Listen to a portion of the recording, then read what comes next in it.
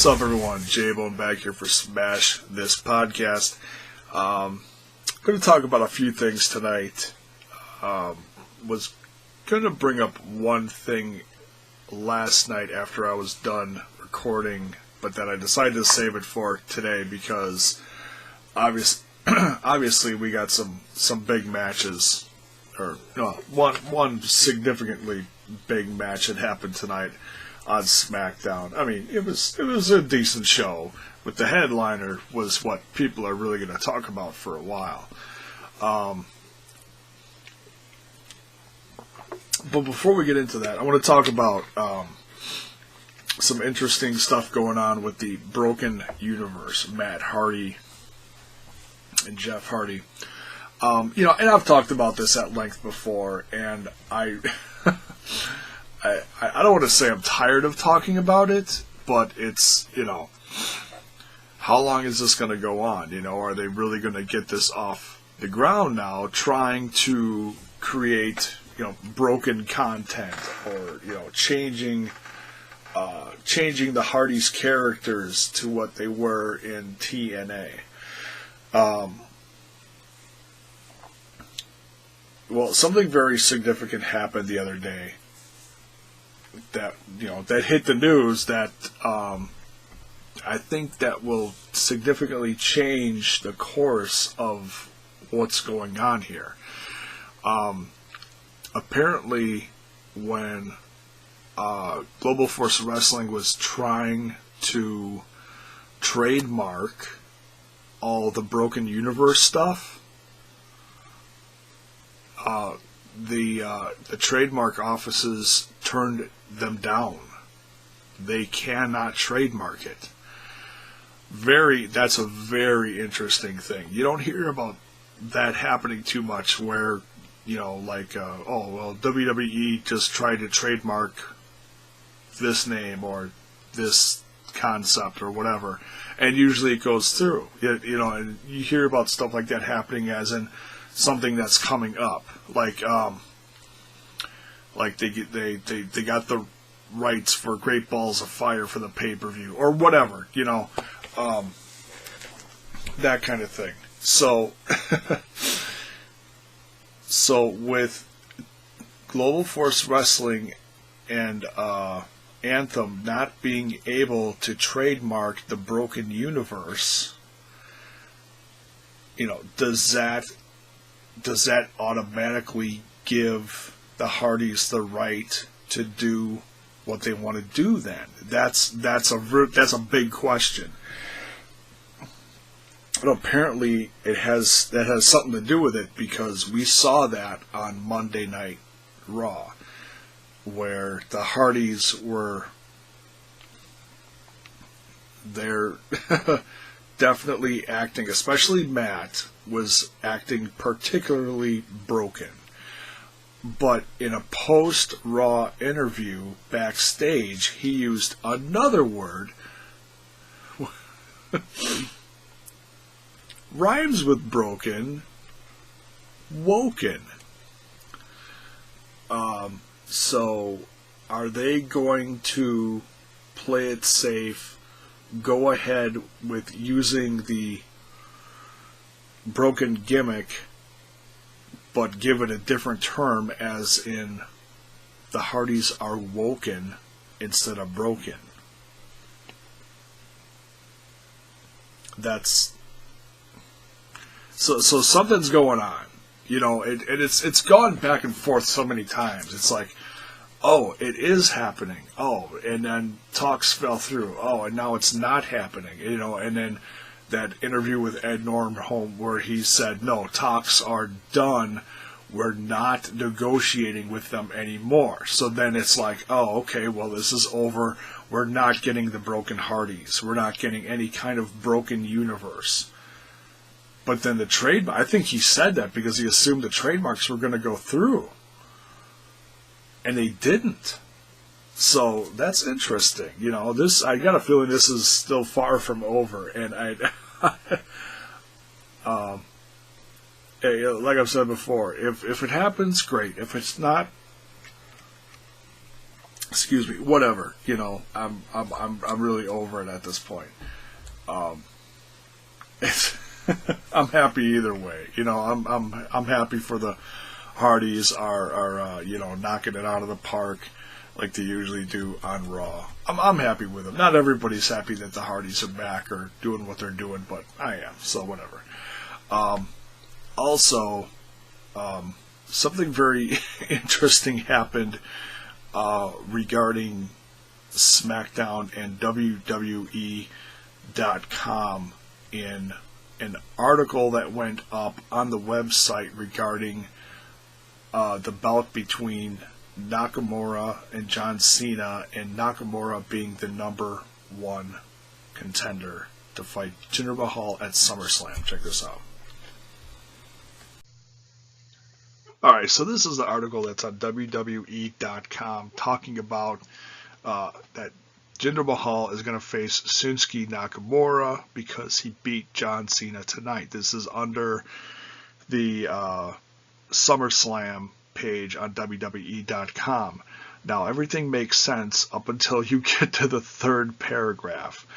It reads as follows. The following week, which is this week, the leader of the C Nation squared off against the King of Strong Style in an intense showdown to see who would have the right to challenge the modern-day Maharaja for the WWE title. With the two superstars going toe-to-toe in a heart-stopping bout, Baron Corbin suddenly interfered. While the Lone Wolf seemed intent on handing Nakamura the defeat, his plan backfired, and he inadvertently helped his nemesis pick up an incredible victory over Cena.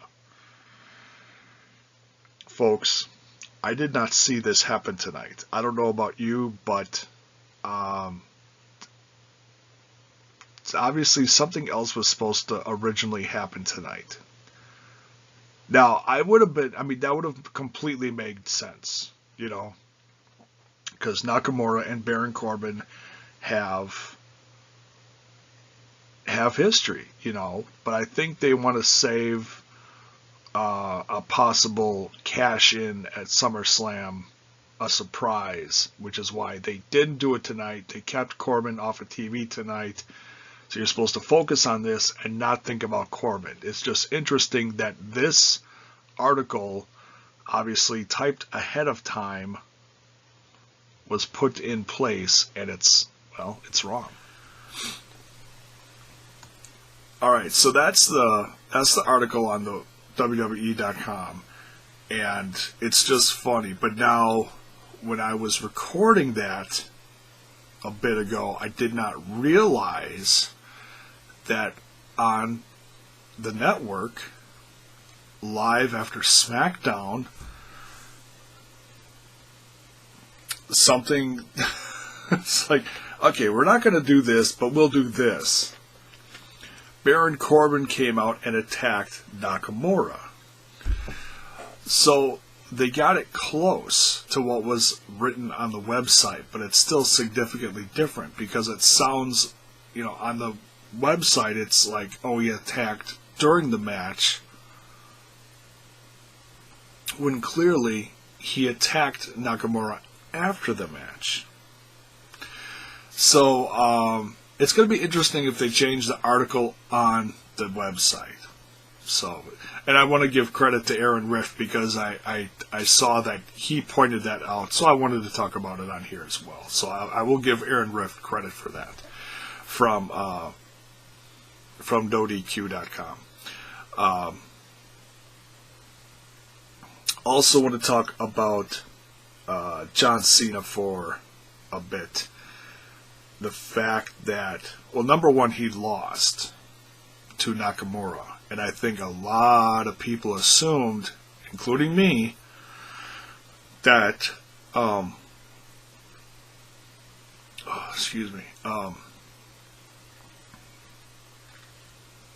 John Cena was going to win. You know, after his big victory and his promo he cut after Battleground, you know, and I wasn't happy about that, you know. The fact that John Cena could just walk in there and just thinks he's going to take #1 contendership. And you've got to wonder if that was the original plan. You know, beat Rusev at Battleground, fight for the #1 contendership spot against Nakamura or whoever, and then win, and then go on to SummerSlam and become 17-time champion. But, this is a big but too,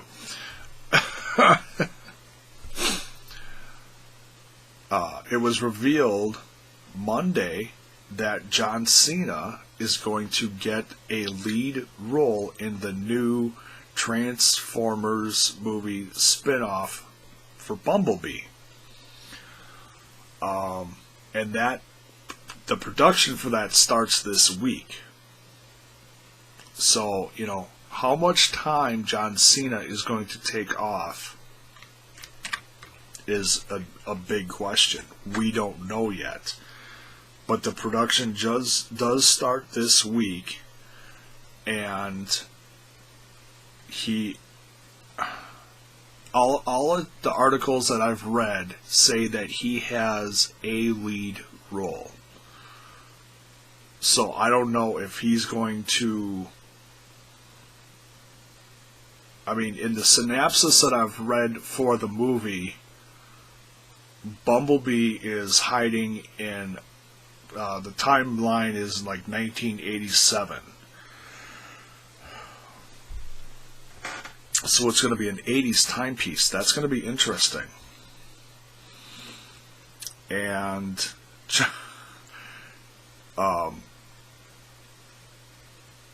some kid finds Bumblebee and, you know, whatever. It's didn't say too much from what I read.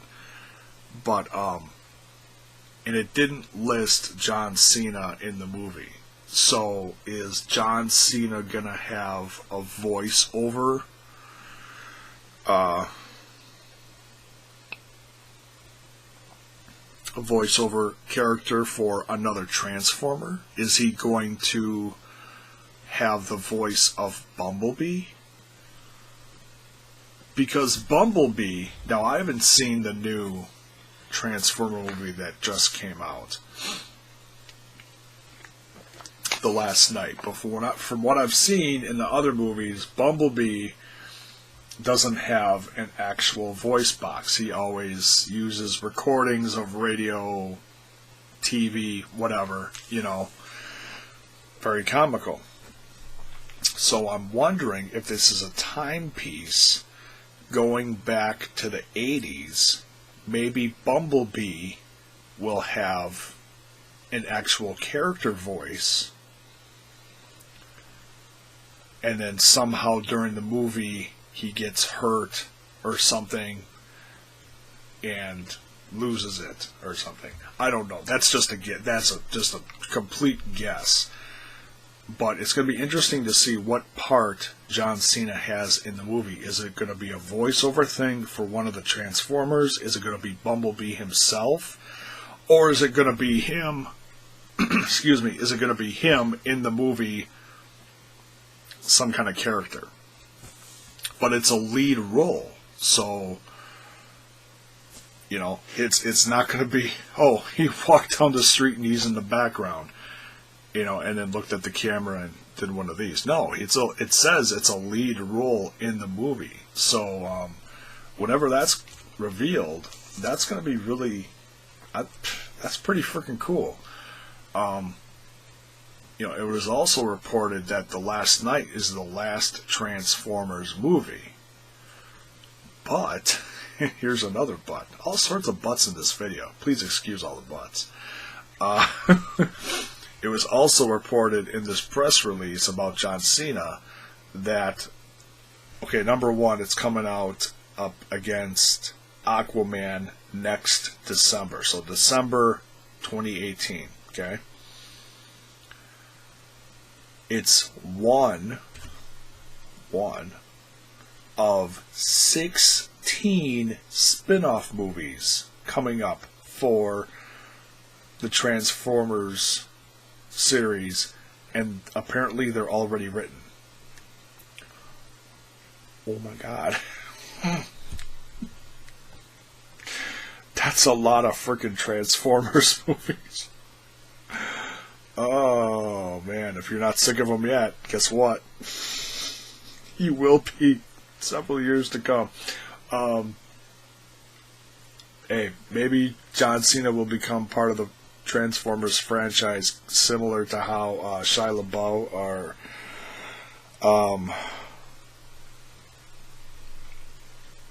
Wahlberg, you know. And this is actually the biggest movie, in my opinion, that he'll be a part of.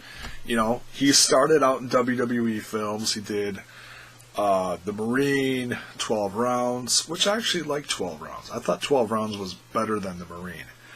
Then he did Legendary. Still haven't seen that one. So that must have been like a 3-movie deal. Then he did a bunch of bit parts and became like a comedy, like a bit part guy in different comedy movies. One with Amy Schumacher and several other things. There's some goofy thing on HBO regarding biking or something, and I saw the trailer for that. That looks hilarious. I don't know what that's called. I forget. But anyways, so yeah, he went from being kind of an action guy to just doing whatever in movies, not really having a significant lead role, to now this. Is this going to be his transition into taking more time away from WWE and doing what The Rock's doing? And you can't fault the guy. He's been in the WWE for 15 years, but he's still a top guy, in my opinion. I don't think he's the top guy. I think he's going to be ready to turn over that crown to someone else pretty soon, within the next couple of years. Probably Reigns. Hey, whether you like it or not, Reigns is definitely one of the top guys now. So, yeah, that's my thought on a few things going on between Raw and SmackDown. We'll be doing more discussion on topics on the Rambling About Wrestling podcast. If you haven't listened to those guys, I'm a part of them. Been a part of them for a couple years now. Dizzy and the guys. We always have a lot of fun. So this will be the sidebar edition coming up Wednesday night. I think we're going to go live. We'll have a guest on, from what I've heard. Jack will be back. Jack Wannon. And yeah, I'm not going to divulge everything, but there's going to be some fun stuff coming up. So, yeah, join us for that. Go look it up. Rambling About Wrestling. No G's. Okay, no G's. Just like Enzo. He's not a G anymore. He's getting soft. No, anyways. So yeah, that's it for this one. Thanks for watching. Yeah, so going to be interesting to see what happens with the broken universe and what happens with Nakamura versus Jinder Mahal. Oh, one last quick thing. That suplex that Cena took, oh my god. A lot of people talking about that. I hope Cena's okay. As much as I rib on him sometimes, yeah, I do respect him. I didn't like his stuff in Battleground. I obviously don't want to see the guy hurt. The guy's had enough surgeries and enough comebacks, probably more than anybody that I've ever seen. I hope he's okay, because after that attack from Baron Corbin, he was great. If he's fine and he's selling it, great. But he winced after he was walking around after Baron Corbin attacked him. So, man, yeah, I hope that's not going to hinder Cena. So, we'll have to see. I'm sure they're going to have a report from that coming out within the next day or so. Even if we don't hear nothing, then we gotta assume that he's okay. So, we'll see what happens. That's it. Wrapping this up now. Thanks for watching. See you down the road for the next one.